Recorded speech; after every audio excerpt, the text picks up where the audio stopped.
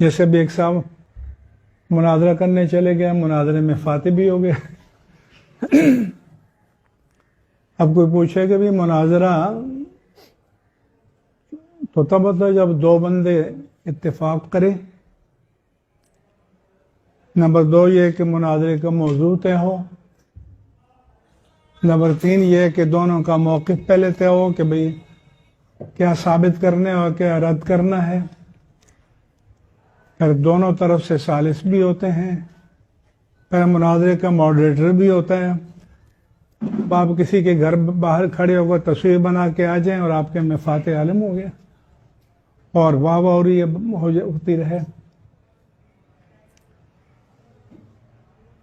تو جب ہمیں یہی نہیں پتا ہو کہ بھی مناظرہ کیا ہیں، اس کے طریقے کیا ہیں، اس کے آداب کیا ہیں،